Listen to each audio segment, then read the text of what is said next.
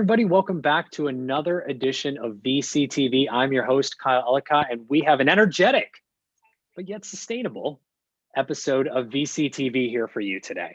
I'm full of puns, as I have been for the past week, so we're continuing the thread today. If you haven't figured out, we're talking about energy and sustainability.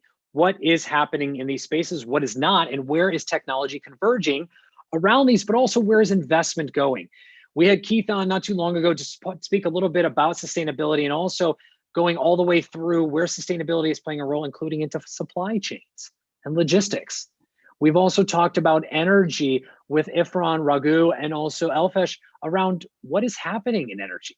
Where are we today? Where are we going in the future? Where is the data that is created around this energy being leveraged for?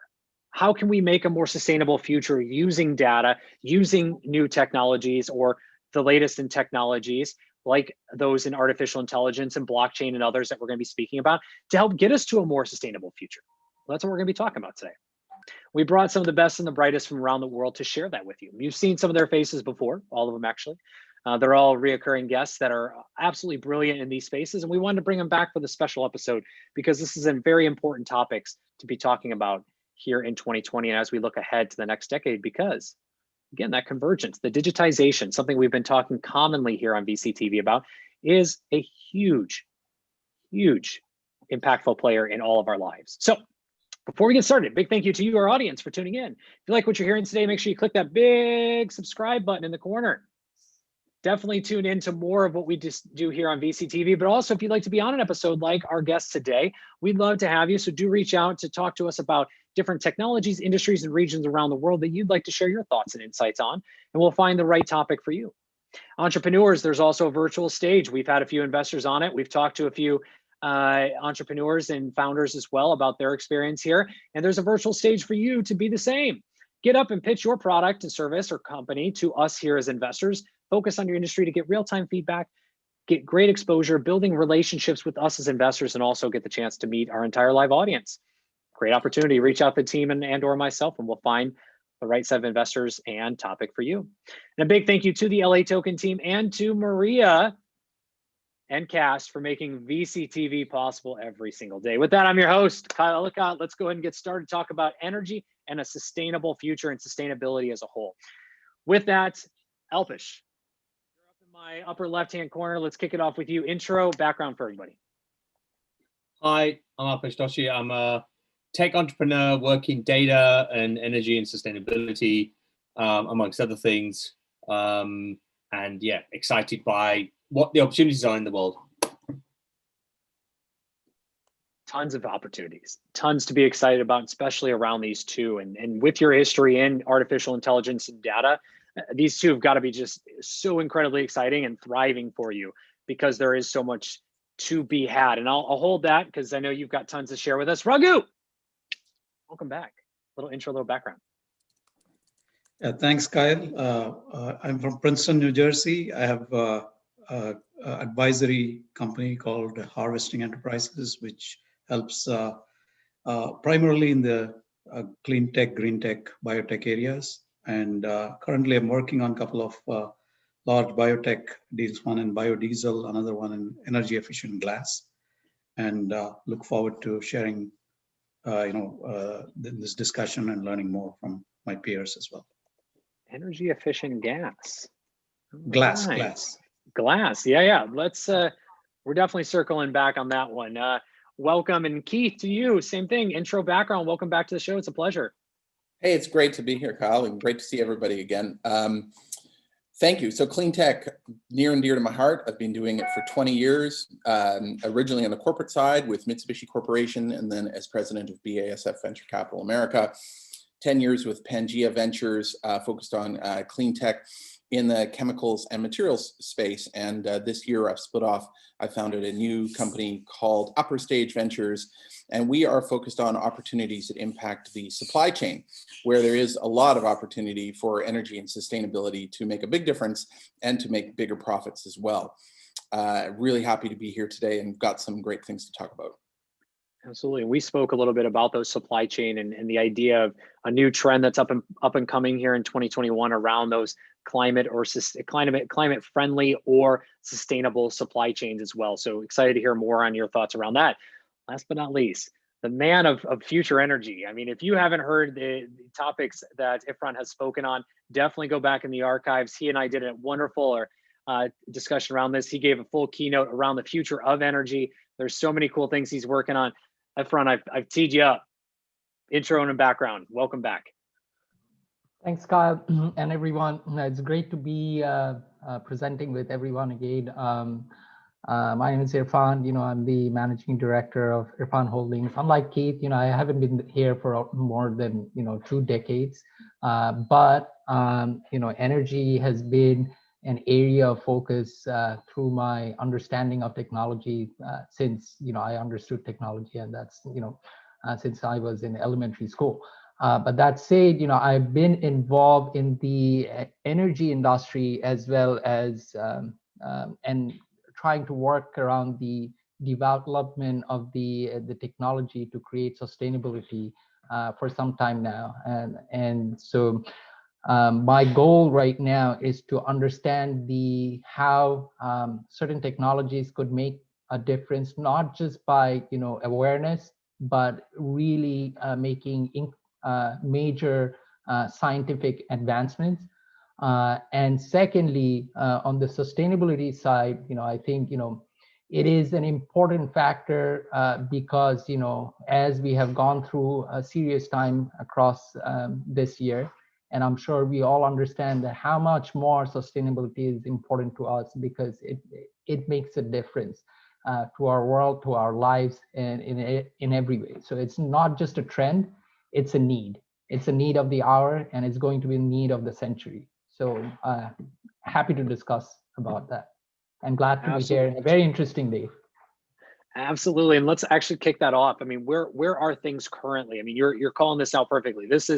This is not just a trend. This is something that is necessary now and for the next century and beyond. I mean, this is the way we should be thinking about business. We should be thinking about building products and services, building our enterprises in general. This is something we should be living our lives with. So Ifran, let's kick it off with you. Where are we currently when it comes to the state of energy and sustainability? That's great. No, thanks, Kyle. So for starters, on the energy side, I mean, obviously, we've been tinkering around with, alternative technology because we understood that, the traditional technology element or fossil-powered energy sources, A, is not going to last. B, is just not, it's not helpful for us because it's harming us as we go forward. So when it comes to alternative technology, I think the critical challenge, and in an area where Keith is also heavily involved, right, material science as well as chemical, these two factors play a big part in the alternative energy development because science is the backbone of what's been created. However, there are limitations to it. Meaning that as there are scientific limitations, there is only so much efficiency that we can get to.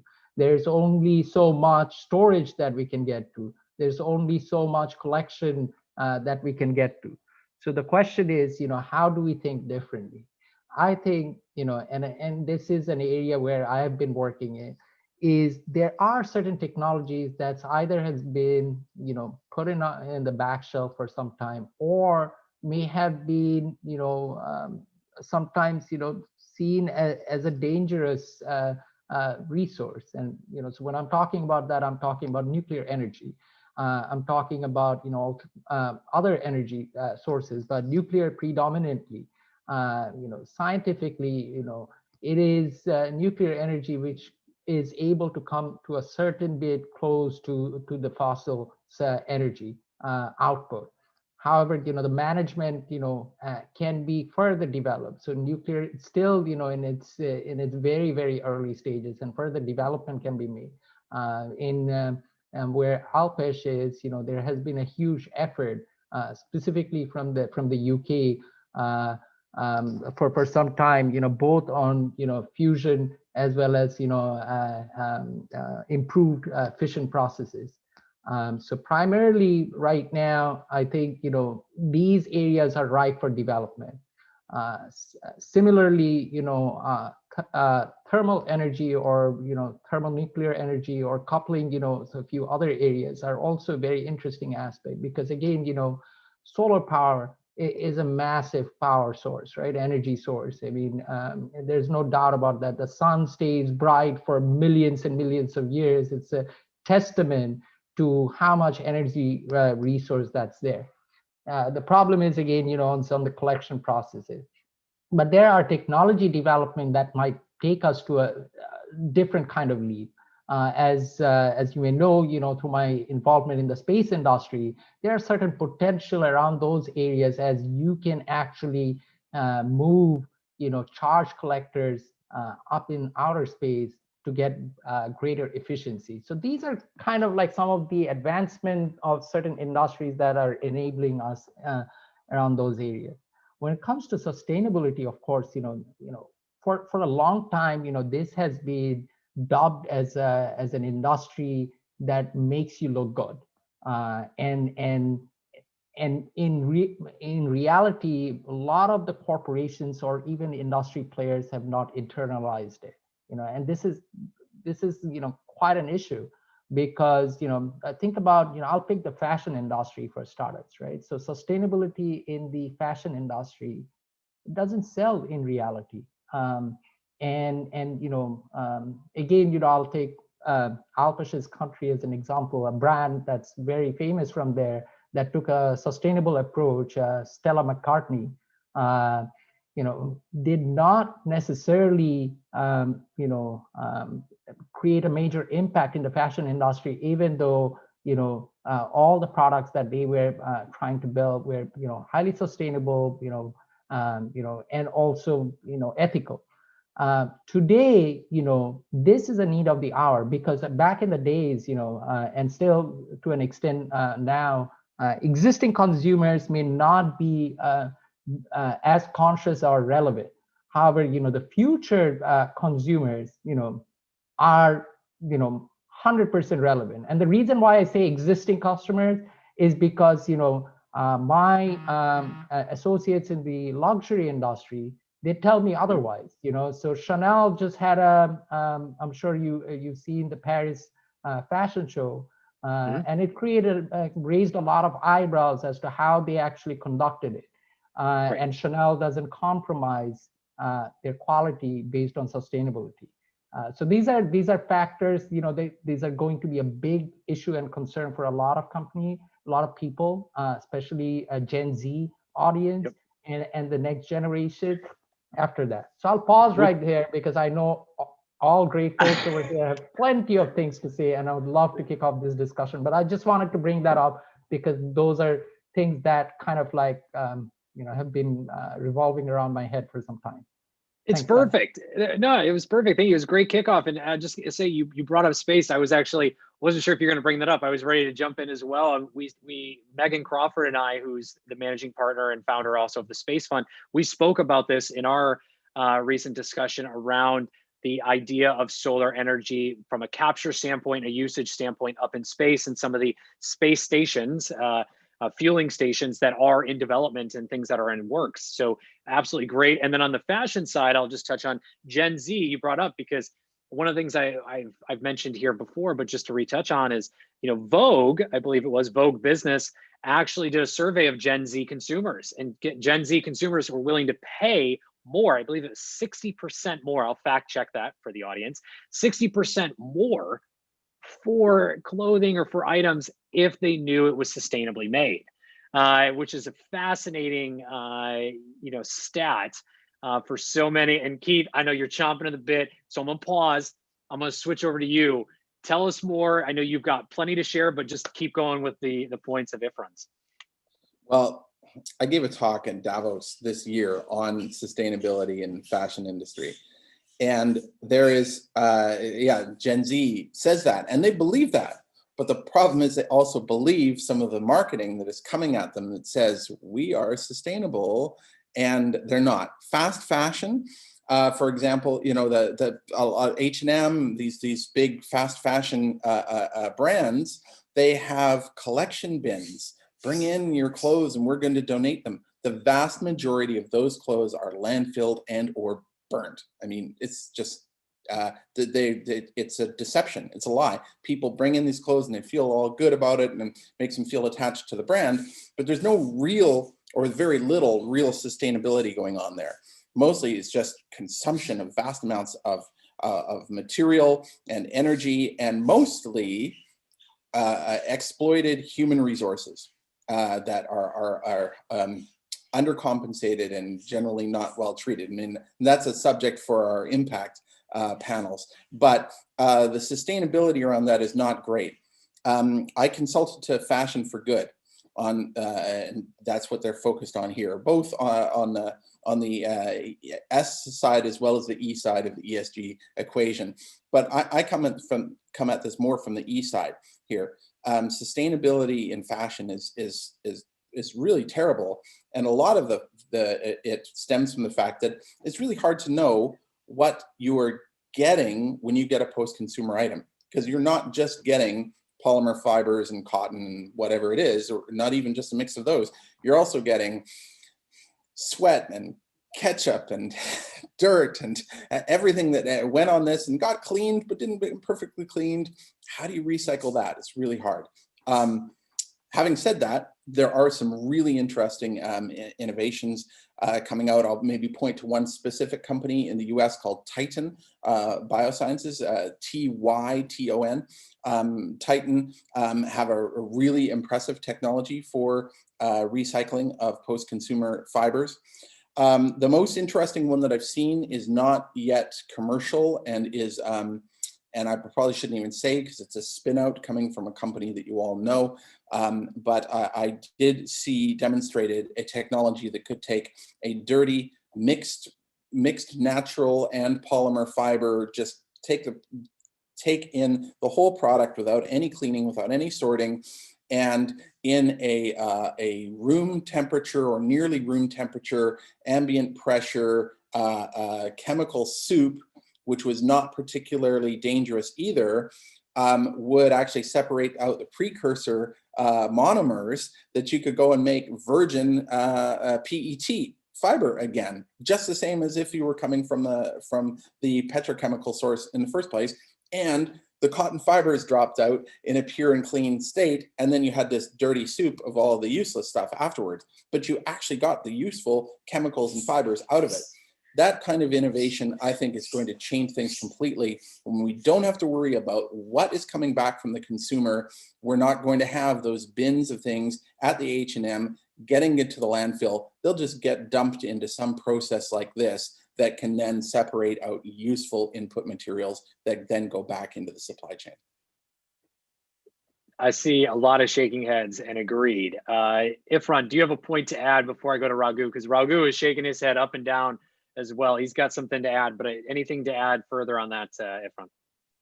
No, I completely agree with Keith, and Keith mentioned some of the most important points. I think one thing that I would add is that, you know, some larger organizations are taking initiative, but sustainability comes also hand in hand with ethics and ethical practices.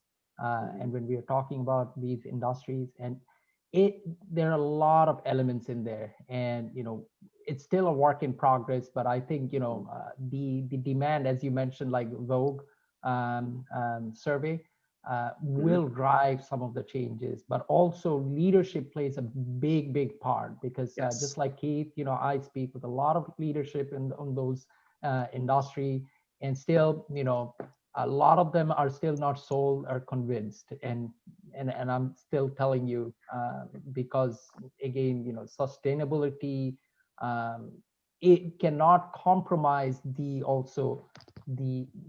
because fashion is also about, you know, craftsmanship, right? So we're talking about how we can create craftsmanship of the highest quality, what the consumer cares about, that is also ethical and sustainable. That's a challenge. Yep, I agree. And I pulled up just a fact checked. It was Gen Z. The quote was, Gen Z will pay 50% more for something sustainably made, but older shoppers, so all of us, are less interested. Doesn't necessarily mean we are less interested. We just happen to not fit in that Gen Z category. With that being said, I will drop that link in for everybody. Raghu, to you, to anything to add on to this flowing conversation we have around sustainability and fashion, but also energy. I mean, you're doing a ton of work around energy, whether it be in biodiesel or just energy efficiency in general. What do you see as the current state? Yeah, I think that is to add to what Irfan and Keith said. I think the ethical part is very important because we all have this guilt that, and then just by recycling, we think we are done. But whether it's really happening or not is a big question, right? So that's the one part of it in terms of energy efficiency. I think the whole carbon credit thing is there, which is one way to measure that, and there is a large available technologies that are happening, like this energy efficient glass technology. It allows for, the energy efficient glass as it is understood today only is about not letting in heat during the summer, right? So there's like solar glass, right? So that's only one way, right? In the winter, we want to keep the heat in, so you don't want to necessarily you want to let the outside heat come in and keep the heat in. So it's kind of like a two-way technology. And this particular company I'm working with is called IR Dynamics. It has a technology that has a way to, using temperature triggers, it can actually change the function. Either it keeps the heat out or it lets it in, right? So depending on the temperature, and it can be programmed at the time of manufacture what the temperature triggers are. So technologies like this are huge because, as you know, both in commercial and residential glass, it's something that's, I think, something like north of $30 billion industry. So this is the technology is something you can apply to existing glass.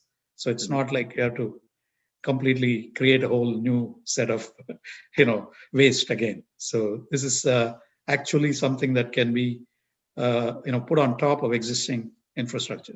So I think that is the kind of technologies we need, which don't add to the the waste and also save on energy, right? And the whole supply chain thing that Keith mentioned is very, very important, because we think something is sustainable, but if you go back all the way through the supply chain, what is the total cost that it took, right? Even for EVs, that's a question we have to ask. So I think that's the total footprint is what we have to look at, and also not just in the past, in the future. So it has to be completely accounted for in terms of the impact, right, to the environment. Mm-hmm. That's pretty amazing, and I want to come back on the tempered glass, but before I do, Elfish, anything to add around the current state of things as you're seeing it? Furthermore, we've got so many topics to dive into, so I want to make sure everyone gets there. If we take the key for me, and I always talk about this, as you know, is all around the data and the digitization of the supply chain. Yep. Being able to track and trace it across the supply chain is the problem. I was quite interesting. It's quite topical. I was on a call today with somebody around the fashion piece, and if we look at what brands are doing, Keith mentioned about these guys collecting the clothing. One of the biggest things here is if you take the fashion industry as an example, most companies, frankly, don't want to have the pain and the problem of sorting this stuff out. They say, yeah, we're going to be circular. We want to make sure that we are. The reality is, if somebody could come to them and say, right, we've got the solution. We'll collect all your clothes, we'll sort it out, and we'll give you some cash back on the back of all the clothes are collected. Okay. That problem has gone away, but they become more sustainable.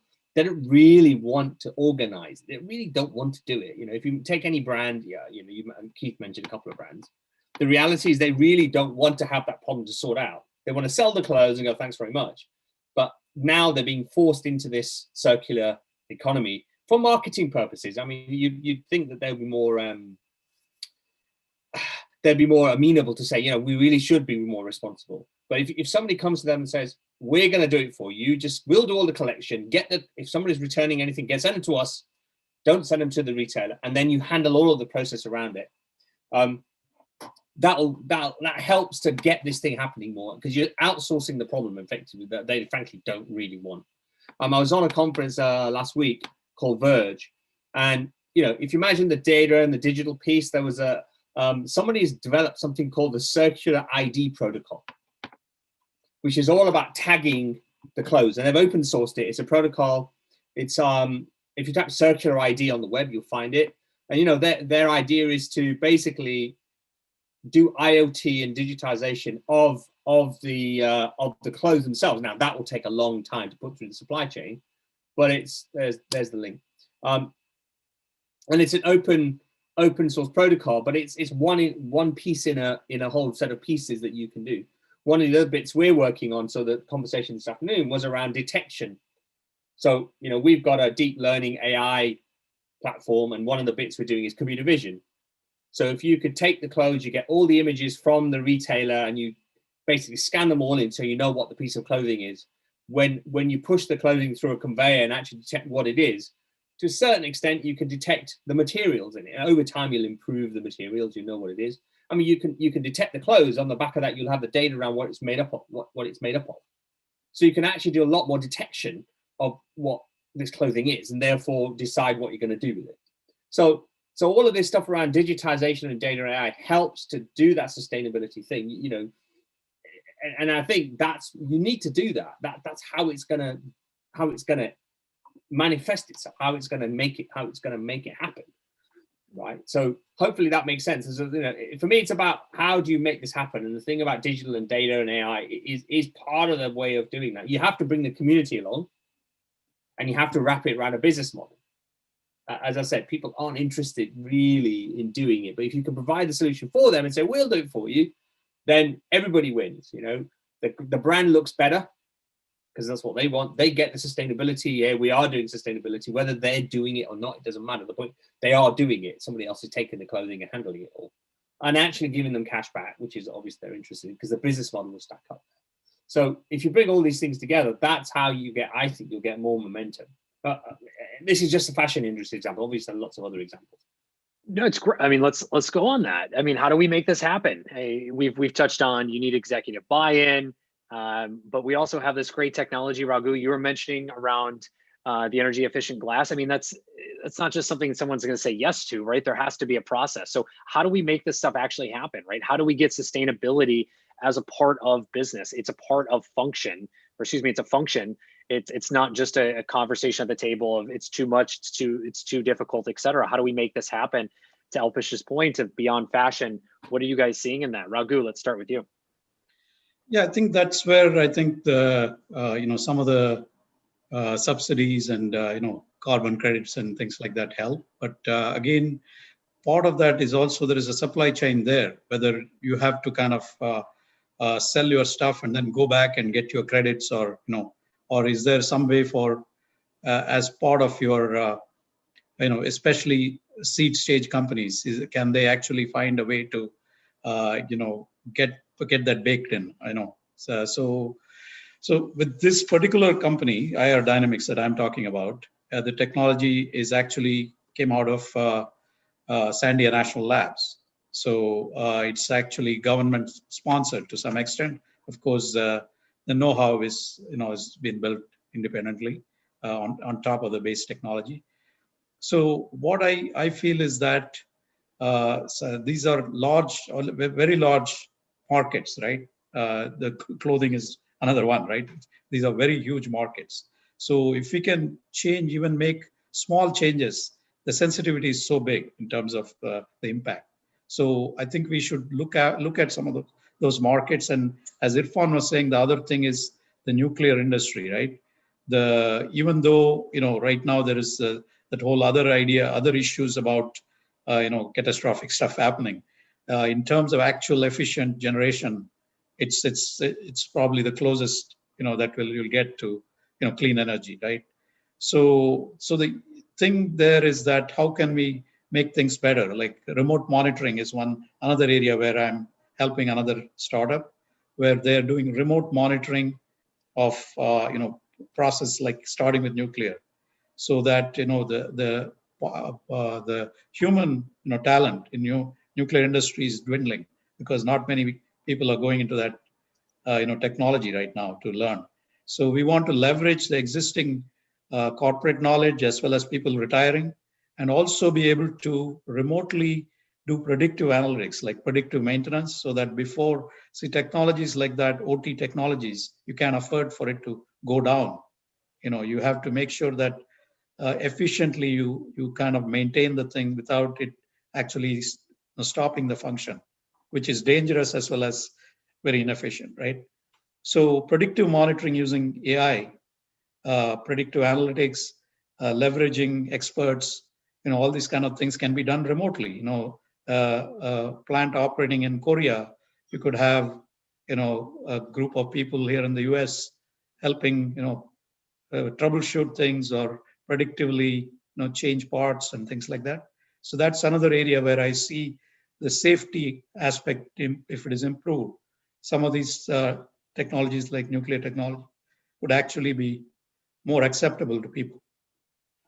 So I think the government and regulatory process has a role to play, if anything, in this space. So just to kind of nudge everybody along the way. Keith, anything to add on that? Sure. So just stepping back a little bit here, how do we make this easy for companies to take on besides the PR value? And I've recently, I was brought on board to develop a new investment thesis for another clean tech group. And I did a lot of work, and the conclusion I've come to here is that the service business model is the way to go. And that can be challenging for companies to figure out a way how to position. They're used to selling stuff. They're not used to selling services. But if you can reposition a sustainability company such that your customers are paying for a service and are in the black from the very first month that they adopt what you're doing, not only do they have the PR value, but it's also hitting their bottom line, and their shareholders are going to be happy about it too. So an example of that would be Carbon Cure Technologies, who used to just sell their carbon dioxide injected concrete in the form of masonry blocks. Once they moved to a service model where they would install this injection equipment into a concrete plant, and it would, so that the concrete manufacturer would not have to pay up front for anything and would get the benefit of stronger and more sustainable concrete with less cement in it. Right from day one, they began to see customers adopt this so quickly. There was a little bit of capital intensity about this right at the beginning, but once the model was demonstrated, there were plenty of equipment finance providers very eager to step in and provide for that step of things, so expensive equity was no longer needed. I think it's a model that can be adopted by many, many sustainability companies. And in fact, I'm looking to invest more and more in that space for that type of model. Ifran, what about you? Great. No, and I think, I appreciate everyone sharing a lot of valuable insights. I want to take a little bit around the energy side, as Raghu mentioned, and I'm going to pick that one up a little bit further around the nuclear industry. And the reason I'm saying is that, so for starters, and as I am, personally vested and working around that industry, but also I think, one of the aspect of it is that, we need to clear the air around the nuclear industry. This is the number one problem, and I think, to be frank, obviously, no industry have a clean shot. The way we have organized our civilization, we build things and then we look back, how we can, improve things, and and how we can tackle them. And it is the case with every industry. So of course, nuclear industry, the nuclear energy itself is so, massive itself. Any small impact or, any little difference, because it is such a sensitive industry and how things are done, makes a lot of noise. However, it's been used for a lot of good, and it has been shown over the course of time, treating deadly diseases, and nuclear medicine has been at the core of modern medicine and treatment today, with proper instrumentation, mechanism of delivery, it can be. Now, as Raghu mentioned, also a very important point is that the industry is shrinking in a way, in terms of people. It's always been a challenge to have a lot of people around that industry, simply because of some of the benchmark you have to meet to be within that industry. Secondly, with the certain green movement, where green movements also somehow alienate nuclear industry in a way that doesn't also inspire next generation of people. And so I'm talking more around how an industry can be changed and improved to give us better delivery, and that is what I'm essentially discussing.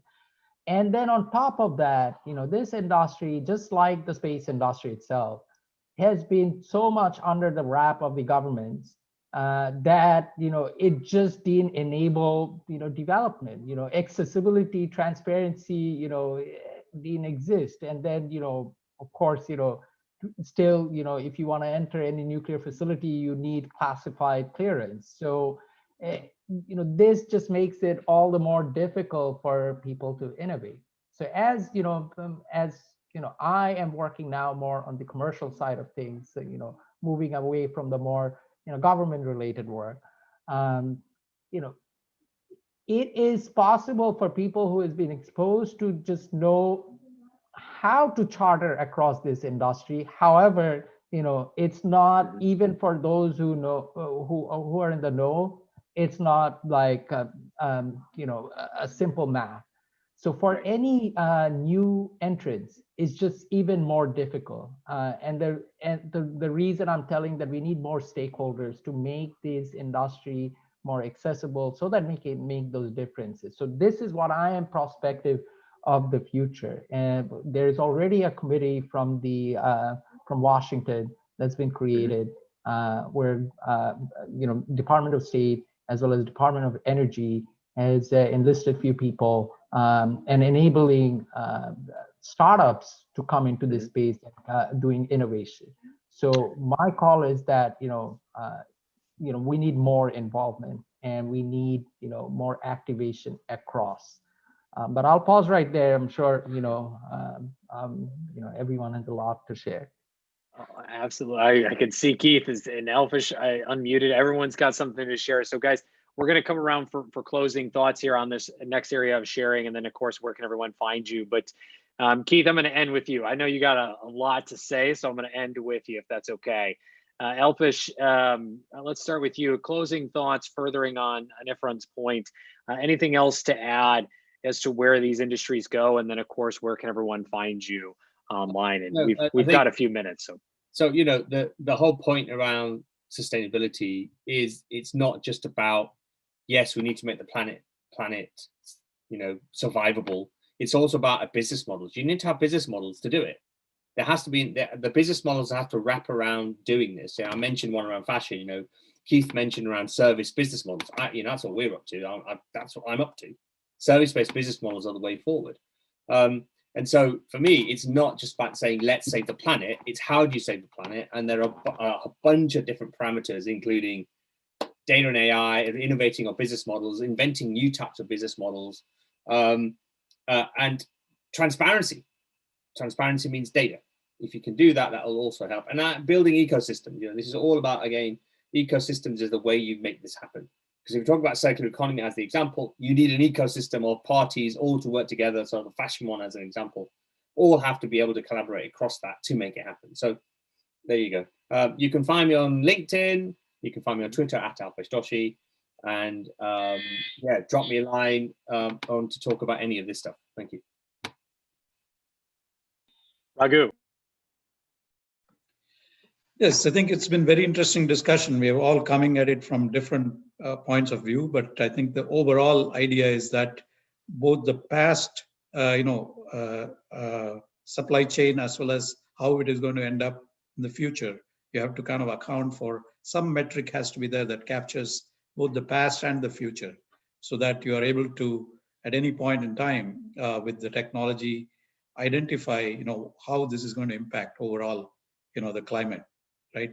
So that, I think, things like carbon credits come close, but they are not, there's still a lot of politics around that. So, for instance, as Irfan rightly pointed out, I think the nuclear industry gets like a bad name just because of a lot of it is political. Even though there have been few incidents, if you look at the type of uh, the standards that they're held to in terms of safety, this very similar kind of radioactive material is dumped by other industries with no consequences. So I think we have a lot of, it's not the same playing field for a lot of industries. So I think we need a much better way to capture, the actual impact, for different industries, and we need to impact the larger industries to make things happen quickly. I think that's my takeaway. And where can everyone find you? Oh, I'm on LinkedIn, Rao Raghu S. So. And Ifran, where can everyone find you to continue the conversation? You can reach me through LinkedIn or Twitter at Semper Irfan. And Keith, close us out.